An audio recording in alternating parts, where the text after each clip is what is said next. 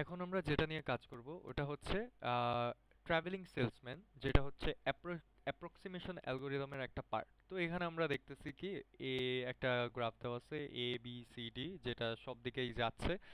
আর এখানে হচ্ছে আমাদের একটা ডিস্টেন্স দেওয়া হয়েছে, যে বা বলতে পারো যে ভ্যালু দেওয়া আছে এ থেকে বিতে, এ থেকে সিতে কোনটায় যেতে কিরকম ভ্যালু লাগে। তো এটার জন্য আমরা হচ্ছে এখন র্যান্ডমলি আমরা যে কোনো একটা পয়েন্ট ধরে আমরা শুরু করতে পারি। সো আমরা এ কে ধরে যদি এখন শুরু করতে চাই, তাহলে হচ্ছে আমরা এখন এ কে ধরে শুরু করব। তো এ কে ধরে যদি শুরু করি, আমরা এখন দেখব যে এ থেকে কোথায় কোথায় আমার যাচ্ছে। সো আমি কালার যদি চেঞ্জ করে দেই, এ থেকে আমার বিতে যাচ্ছে, এ থেকে আমার সিতে যাচ্ছে, এ থেকে আমার আবার ডিতে যাচ্ছে। তাহলে আমরা এখান থেকে আমরা লিখতে পারি কি আমাদের কোথায় কোথায় যেতে পারে। এ থেকে হচ্ছে আমার এখানে তিনটা দিকে যেতে পারবে, তাই না? আমি হচ্ছে তিনটা দিক আমি এখানে এঁকে ফেলি, তাহলে হচ্ছে বুঝতে ইজি হবে। এ থেকে কোথায় কোথায় যাচ্ছে, বিতে যাচ্ছে, সিতে যাচ্ছে, অ্যান্ড হচ্ছে এ থেকে ডিতে যাচ্ছে। ওকে, সো আমরা তিনটা ওয়ে লিখে ফেললাম। এখন আমরা এখানে জাস্ট মার্ক গুলো লাগাই দিই, জাস্ট ভ্যালুস এর জন্য, ডিরেকশনের জন্য। আচ্ছা, সো আমি এখানে মার্ক করে দিলাম। এখন আমরা চেক করব যে আর কোন দিকে যেতে পারে। সো এখন আমরা দেখি যে আমরা এ থেকে বিতে গেলাম। এখন বি থেকে আমরা কোথায় কোথায় যেতে পারবো। বি থেকে আবার দুইটা ওয়েতে যাওয়া যায়, এই যে সিতে যাওয়া যায় আবার ডিতে যাওয়া যায়। তো আমরা দুইটা পাথ ক্রিয়েট করে দিই, বি থেকে একটা সিতে গেল আর একটা বি থেকে ডিতে গেল, আমরা দুইটা পাথ ক্রিয়েট করে দিলাম, তাই না? তাহলে হচ্ছে বুঝতে ইজি হচ্ছে আমাদের, দুইটা ওয়েতে যাচ্ছে। আহ, এই যে, তো একটা কোথায় গেল, বি থেকে আমাদের সিতে যাচ্ছে, আর একটা হচ্ছে বি থেকে ডিতে যেতে পারে। তো আমরা ওই দুইটাও লিখে দিলাম।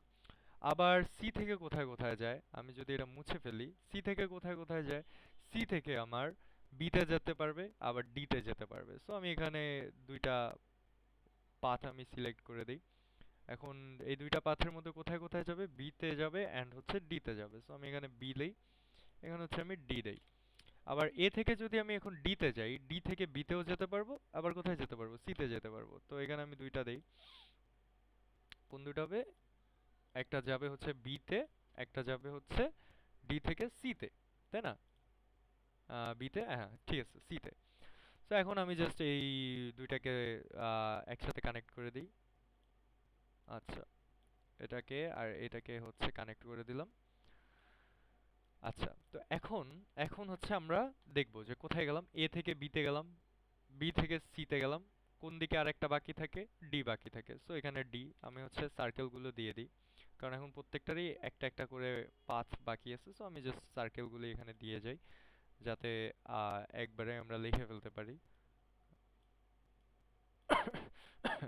আচ্ছা, সো এখন আমরা কি দেখতে পারতেছি, এখান থেকে সি, এ থেকে বিতে গেল, বি থেকে সিতে গেল, সি থেকে একটা জায়গা ফাঁকা আছে। তাহলে আমরা কি, এ থেকে বিতে গেছি, বি থেকে সরি, এ থেকে বিতে গেছি, বি থেকে সিতে গেছি, সি থেকে আমরা ডিতে গেছি।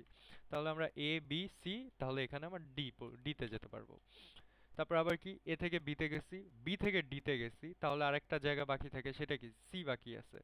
সো আমরা এখান থেকে কোথায় যাব, আমরা সিতে যাব, ডি থেকে আমরা সিতে যাব। ওকে, সো সিতে গেলাম।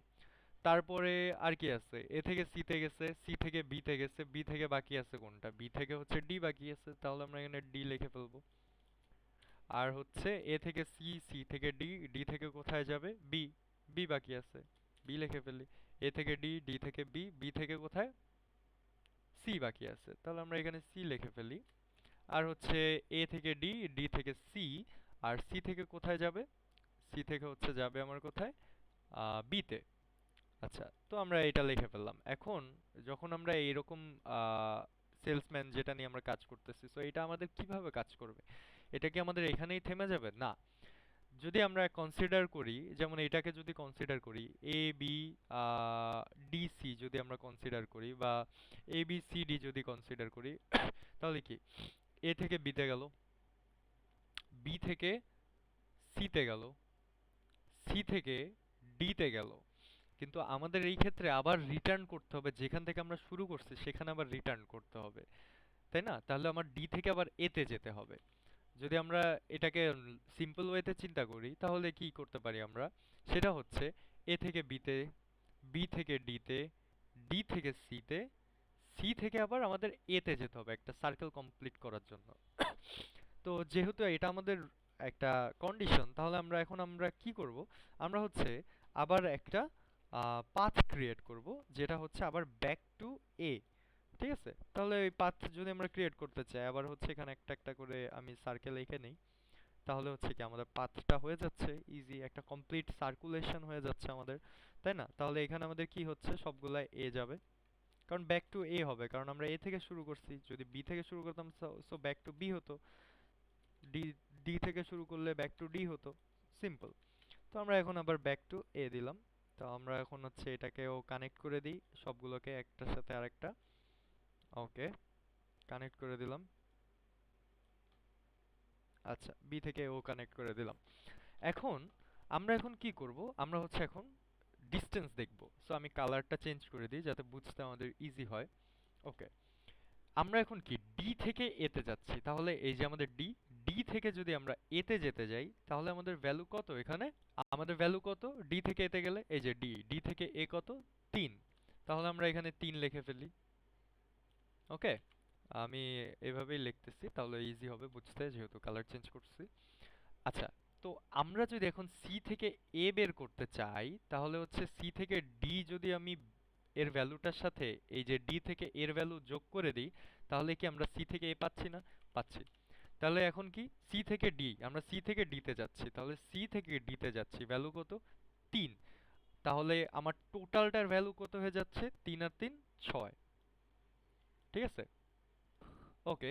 তো এখন হচ্ছে আবার সেম, বি থেকে যদি এর ভ্যালু আমার বের করতে হয়, তাহলে বি থেকে সি এর ভ্যালু আমরা যদি বের করি, ধরলাম এটা এক্স, আর এই সি থেকে এর ভ্যালু আমরা পাইলাম কত 6 7 8 9, তাহলে আমার পুরাটা বি টু এ কত হবে এক্স প্লাস 9। সো ওই কন্ডিশন ওয়াইজই যদি করি, তাহলে বি থেকে সি, তাহলে আমরা কি বি, বি থেকে, আচ্ছা সরি আমার এটা হয়ে গেছে। সো আমরা বি থেকে এই যে এ বি সি, তাহলে বি থেকে সি এর ভ্যালু কত 1, তাই না? তাহলে হচ্ছে 6 আর 3 6 7 8 9, 9 এর সাথে 1 যোগ করে দিলে কত পাচ্ছি আমরা 10। সো আমরা 10 পেয়ে গেলাম। ঠিক আছে, এখন আমরা কি করব, সেম এখানেও করি সি থেকে এ, তাহলে সি, সি থেকে এ 4 4, ডি থেকে সি, তাহলে ডি, ডি থেকে এ বি সি, ডি থেকে সি কত 4, তাহলে 4 আর সি থেকে যদি 4 যোগ করি কত হয় 8। ঠিক আছে, আমরা এটা তো বুঝছি আশা করি। আমি এটাও মুছে দিই যাতে পরেরগুলো বুঝতে ইজি হয়। এখন বি থেকে ডি কত, বি, বি থেকে ডি 2, তাহলে 8 এর সাথে 2 যোগ করলে কত 10। এখন আমরা দেখতেছি কি এইখানে দুই সাইডেই আমাদের 10 10 চলে আসছে ভ্যালু। সো 10 10 যেহেতু চলে আসছে, আমরা ইদার এইটাও নিতে পারি এইটাও নিতে পারি, যেটা আমাদের ইচ্ছা, বিকজ দুই সাইডেই আমাদের সেম। সো আমরা লেটস সে এইটা নিলাম, যেহেতু দুই পাশেই ইকুয়াল ভ্যালু চলে আসছে। সো আমি এটা নিলাম। এখন এ থেকে বি এর ভ্যালু কত, এ থেকে বি এর ভ্যালু হচ্ছে 1, এই যে, তাহলে 10 এর সাথে 1 যোগ করে দিলে এই পুরাটার ভ্যালু পেয়ে যাচ্ছি না? আর আমি কেন বললাম যে দুইটা নিলেই হবে, কারণ দুই পাশেই সেম ভ্যালু, তাহলে এ থেকে এই পর্যন্ত ভ্যালুও যা হবে, এ থেকে এই এ পর্যন্ত ভ্যালুও সেম হবে। তাহলে আমরা জাস্ট 10 আর 1 কত হয়, এখানে আমরা 11 লিখলাম। ঠিক আছে, এখন আমরা পরের বাকিগুলোর জন্য ট্রাই করি। তো বাকিগুলোর জন্য আমি একটু ফাস্ট করি। ডি থেকে এ কত 3, তারপরে বি থেকে ডি কত, বি থেকে ডি হচ্ছে 2, তাহলে 3 আর 2 কত 5। তারপরে হচ্ছে সি থেকে বি কত, সি থেকে বি হচ্ছে 5, তাহলে 5 5 কত, এখানেও 10। তারপরে হচ্ছে এখানে করি বি থেকে এ, বি থেকে এ হচ্ছে 2, তারপরে হচ্ছে এই যে এখানেও বি থেকে এ আছে, তাহলে 2 লিখে ফেলি, সি থেকে এ আছে 4 লিখে ফেলি। আচ্ছা, তো ডি থেকে বি, ডি থেকে বি হচ্ছে 2, তাহলে 2 আর 2 কত, এখানে 4। আচ্ছা, তো সি থেকে ডি কত, সি থেকে ডি হচ্ছে 3, তাহলে 4 5 6 7, এখানে দেখো 7 চলে আসছে আমাদের, তাই না? আচ্ছা, তো সি থেকে ডি হচ্ছে আমাদের কত 3, তাহলে 4 আর 3 7 হয়ে গেল। এখানে মিনিমাম ভ্যালু কোনটা 7, তাহলে আমরা 7 কে নিব এই পাশে। তাহলে এখন এ থেকে সি কত, এ থেকে সি হচ্ছে আমার 2, তাহলে 7 আর 2 কত 9। ওকে, এটাও রাখি। এখন আবার এই সাইডে করি সি থেকে এ কত আমাদের 4, এই যে তাড়াতাড়ি করলাম, সি থেকে এ হচ্ছে 4, দেন হচ্ছে বি থেকে সি কত, বি থেকে সি হচ্ছে 1, তাহলে 4 আর 1 কত 5। আর ডি থেকে বি কত, ডি থেকে বি হচ্ছে 2, তাহলে 5 আর 2 কত 7। আবার আমরা যদি এখানে যাই তাহলে হচ্ছে বি থেকে এ কত, বি থেকে এ হচ্ছে 2, আবার সি থেকে বি কত, সি থেকে বি, সি থেকে বি হচ্ছে 5, 5 আর 2 7, তারপরে হচ্ছে ডি থেকে সি কত, ডি থেকে সি 4, তাহলে এখানে আমরা পাচ্ছি 11। সো এখানে 11-র মধ্যে মিনিমাম কোনটা, 7। তাহলে এ থেকে ডি কত, এ থেকে ডি হচ্ছে 3, 7 আর 3 কত, 10। এখন আমরা চেক করব এই তিনটার মধ্যে মিনিমাম ভ্যালু কোনটা। সো আমরা দেখতে পাচ্ছি এই তিনটার মধ্যে মিনিমাম ভ্যালু হচ্ছে 9, তাই না? সো আমরা এই 9টা কোন সাইড কাউন্ট করে পাইছি, এই যে রাইট সাইডটা, যেহেতু আমরা এখানে সিলেক্ট করে রাখছি 60টাকে, তাহলে আমাদের আমাদের ওয়েটা কি হচ্ছে, মিনিমাম কস্ট পাথ আমাদের কি দাঁড়াচ্ছে, এ, সি, ডি, বি, এ। তাহলে আমরা লিখে ফেলি এখানে, এখন আমরা কি লিখবো, minimum minimum cost path. Minimum cost path আমাদের কি দাঁড়াচ্ছে, মিনিমাম কস্ট পাথ দাঁড়াচ্ছে এ, এ টু ডি, তারপরে হচ্ছে ডি টু, সরি আমি কি ভুল লিখলাম, হ্যাঁ, এ টু সি, দেন হচ্ছে সি টু ডি, দেন হচ্ছে ডি টু বি, দেন হচ্ছে বি টু এ। সো এইটাই হচ্ছে আমাদের অ্যান্সার মিনিমাম কস্ট পাথের।